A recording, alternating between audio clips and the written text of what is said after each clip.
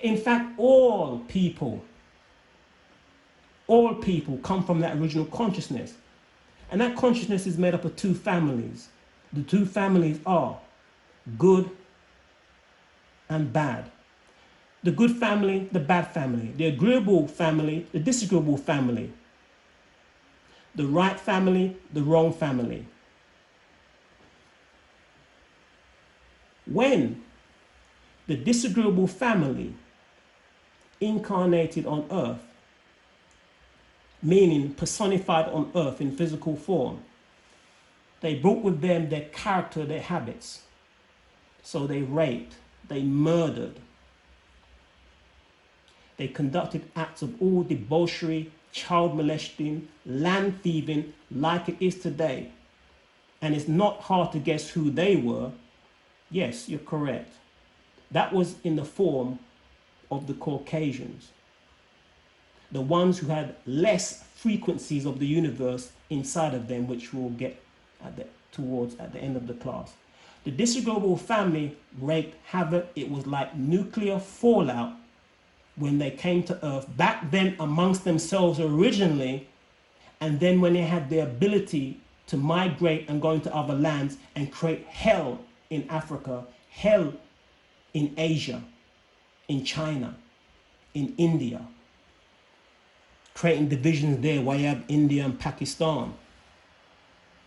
So the incarnation of the consciousness that fell before the universe was created in the form of disagreeable family was like nuclear fallout as it is today, with the many senseless, mindless and evil and devilish killings of innocent black people driving their car, killed by demonic evil whites, and the disease that is not recognized that they have, called the uniform disease, which is the disease of the uniform, because a uniform gives you authority to do what you want. And when you put on a uniform for many people, and it happens with black devils as well, not just white devils, they feel a sense of power that they can do what they want because they all have uniform disease. Prior to the descent of the disagreeable family, the agreeable family incarnated or came to earth. And this incarnation met in the natural inclination that their characteristics brought forth of unity in their land. That unity can be seen where you will see that the greatest monuments, or let's take Abu Simbel, where you see the 4 massive statues of Ramesses, or you take most of the figurines or papyrus pictures, you'll see there's no signatures of who drew them, who carved them, who built the monuments. Africans didn't need a signature because they dealt the totality of the race and only wanted the glory of the race. And once you attribute and point the finger and say, he did it, she did it, he did it, she did it, you then create individualism, and that actually lessens the mental power of the race. Hence, Africans were, as much as Caucasians and Asians are in advance of blacks in the creation of technology, that's how far we were ahead of Asians and Caucasians, and even much further, because of the fact that none of them can duplicate the pyramids. We can't even do it, and we built them. Or correctly, I should say, we cannot duplicate the Mirat or the Mer, M-E-R-M-I-R, which is the original word we should be saying for our monument, which was never called pyramids. That's a Greek invasion word. It was called Mir or Mer. So Africans were so in love with the totality of their race and elevating their race, they never needed to scribble a signature to say, I did it, because all they wanted is everybody to elevate. So we all take the glory. We all elevate the race. And that is why the highest culture in existence today, even right now today, it's still ancient Egypt, with the most data recorded by the Kemetans or Egyptians, by those blacks, and even in technology still unmatched today. because in the form of the Mir, the Mihrab, the pyramids, because they dealt with unity, true unity. As time went on, this agreeable family, many of them, as it is today, got caught up with the abusing habits of their abuser, their enslaver, and became like them. Hence, you have blacks who use wipes to clean their arms and their pubic hairs, who say, "Oh, I bathed yesterday, so I don't need to bathe today," because you've taken on the habits of the Tamahu, the Caucasian, the white man. That's not wrong for them. So don't mistake what I'm saying. Each set of people, each race has their natural cultural habits that is right for them. When blacks copy these unnatural habits, you will get sick more. You will die earlier more. So what you have here is that the agreeable family started, as is the case today, taking on the ways of the disagreeable family. And as time went on and as time goes on, this is happening more and more. And now what's happened, you have the agreeable or agreeables becoming the disagreeables, and mass confusion amongst dark-skinned folk. Then there was a latter incarnation where that agreeable family of consciousness, more of them incarnated. They incarnated to help their brothers and sisters who they previously had a relationship with in the spiritual realm. Meaning, if there was no universe before the universe began, and then if you take certain particles like the neutrino, which is called a point particle, which doesn't make any sense because a point is definite when you take the word literally, but scientists give a new stupid meaning to it. A point particle means to them, and is being taught, that there's actually no space that it takes up. Well, if the universe comes from a single point as a form of point particle in no space, then it came from a spiritual existence. It came from the spiritual realm outwards, or as I say in my book, I make the statement, this cosmos was the creation of a finite universe in infinite existence. And that means that the universe was created and began or started to evolve from a specific location. And that location was obviously spiritually or etherically as that zero before it began time and space that you're calling singularity, or the point or origin of the universe, or you're talking about the universe evolving. That original location was on the spiritual plane, and then manifesting physicality in the form of gravity and matter to begin evolving until we have the big bodies of the sun and planets and a solar system that we exist in today. Consciousness existed before that, and that agreeable family, another set of them descended to help their brothers and sisters who were their literal family of unity in the spiritual realm. They came to help them, and that's why you sometimes have that person as your family, your partner, and so forth, or your best friend, because you knew each other in the spiritual realm. Some of you are of that consciousness. Some of you, because it's not for everybody. Not everybody was made of that level. And some of them, they came back to help, and they themselves got caught up in the material trappings and forgot their spiritual molecule DNA agreement to help those who they incarnated originally to help and save. They got lost too. Got caught up, and some of them are no longer. And when I say no longer, they now have transformed to disagreeable people. And it goes on because they don't even realize the whole joke, the whole plan of disagreeable beings is to keep you external in the education and fulfillment of foolishness, to fulfill your desires of stupidity, of picking up your tablet, going on Facebook, Instagram, and then searching for the next line of gossip. They have you literally in the index, with a measure of stupidity in this case. The stupid index measures your stupidity. If I keep these people there, they will never see what's going on.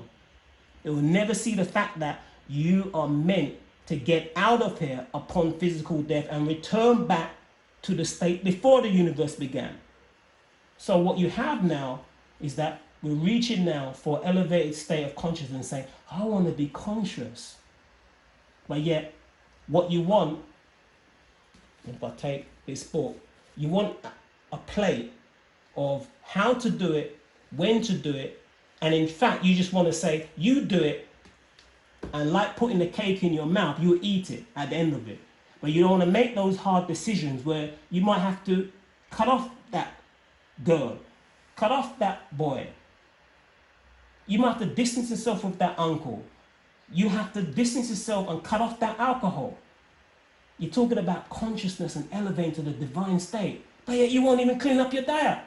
And to show you how fine the six evil forces have played, even to the incarnations that came secondary to help the incarnations that fell, you now say, well, you have to die from something anyway. Because you're so lazy and ignorant that you don't even change your diet. Because what you're eating does not affect you now. You know it's going to affect you later, but because it's not affect you now, you have those negative spirits inside of you. The disagreeable voice, because you have two. This realm is made up of a duality. There's always two or things diametrically opposite you see on this realm, and then that disagreeable voice says, you know what, you got to die from something anyway, so it doesn't matter what you eat. Yeah, but you don't say that when at the point when you're in pain and dying, or when you're in hospital with drips hanging out of you, or you got feces bagged out of you because you can't pass your number 2. It all comes home how stupid you are. This is because there's a matrix of stupidity that you're linked into while you make that statement. So it flows to you because you attract it.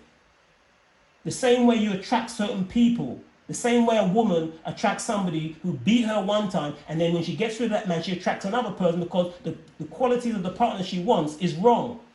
Why do they attract 2 partners, 3 partners that beat them? If God is in control of everything, then God wants to beat you through those partners. No, it's you and your choice of partners.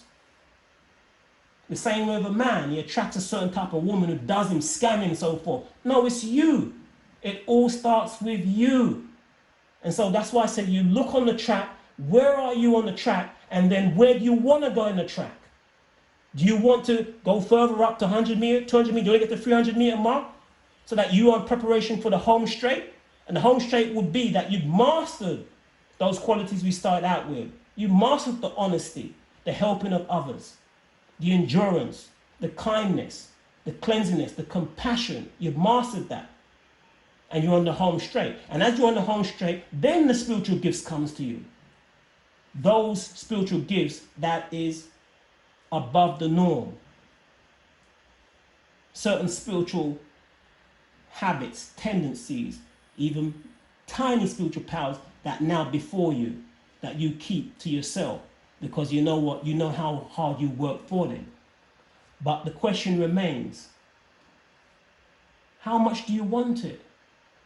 Because I've only outlined the basics, and getting through the basics seems to be a tall order for us, because we don't really want it. Because if we did, we'd have to stop the foolishness. We should not be getting involved in discussions about showering and how many times you're showering. We shouldn't be getting involved with futile, stupid discussions, non-educational, non-elevated discussions. We should be helping each other. And the way you help your elevated state is, number 1, you've got to create the goal of what's my next step and achieve that. and work towards that. And like I said, if you have something which is very oppressive, very hurtful, you have to deal with that first because you cannot elevate. Your next step would be, if there is some, and this is if it's relevant, if there's somebody who can assist, you engage their services and help. That is why I started out talking about you've got to help others. And if you notice, I put help others separate from compassion, because help others is what I'm talking about generally. Compassion is when somebody is under stress and you go out and alleviate. So that's more specific. You know, the two are equal, because if you have the ability to help others when they're under stress, that's great. And that's actually easier to do because the person needs it and you're there.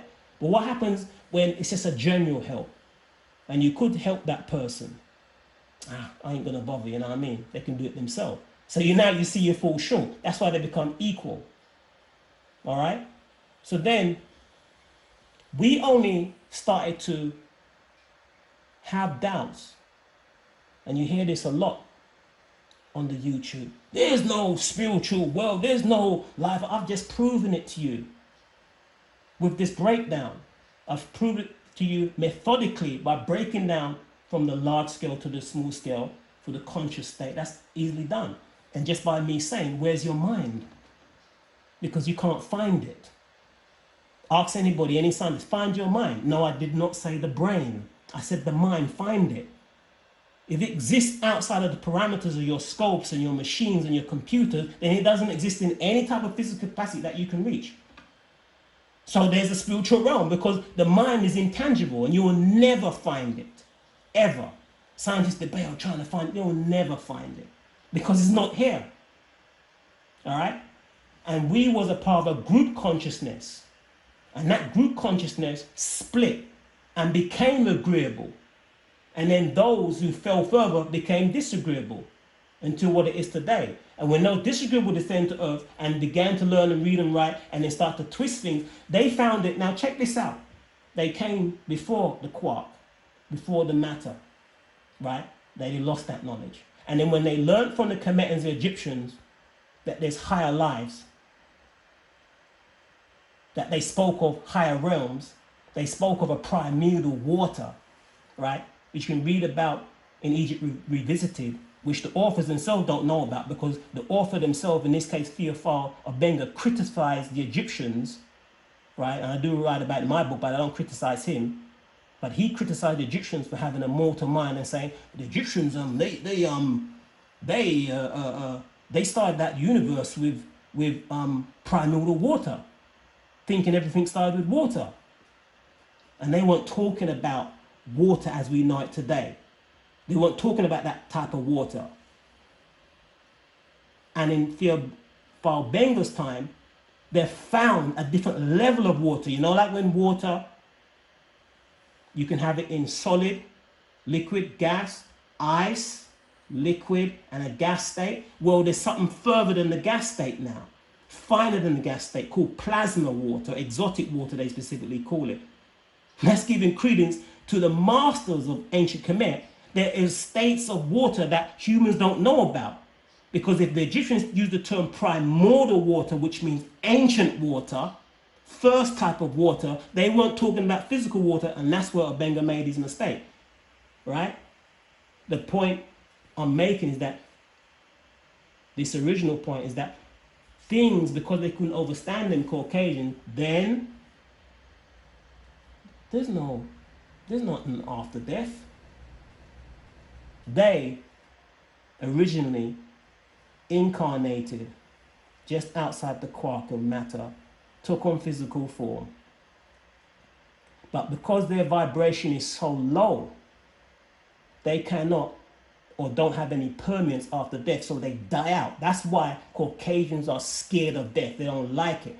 That's why they got wrinkle creams to offset wrinkle. They wrinkle more than everybody else, and people don't like to say it. Stop being blind and look at the truth. They wrinkle and age faster than everybody else. Why? Because their chemistry and their matter is more deficient or eroded than everybody else, because they come from warped DNA. And that's not a racist statement, that's a scientific statement based on them having a lack of melanin. Because melanin is responsible for the elasticity and the youngness and freshness in people of darker hue. If we show you the fact of why they did that, talked about after death, there's no spiritual, there's no life after death, only the physical, it's because they're on that vibration, so they must say that. That's their teachings. And they've passed it on now to blacks who talk about spirituality, and they call them pseudo. Only because they've lost their mind, but their ancestors have an ankh, a symbol all over Africa saying life after life. And the original teaching in Africa always dealt with a spiritual realm. We know this because of the fact that Atum Re existed in primordial waters before the birth of the universe. They're talking about beings existed before the universe. They're talking about consciousness existed before the universe. You couldn't have people being tapped in dreams where their ancestors told them do this after they die and they become true. That couldn't exist unless there's some connection with that particular soul or spirit.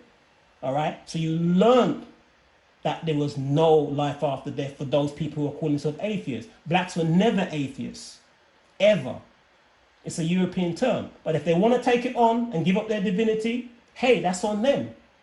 But yet, when there's a crisis, right, they should not be programmed and should have been influenced to say, oh, God, help me. Oh, Jesus, help me. And all atheists say when they're in a crisis. Right? They shouldn't have that in their being. But they do.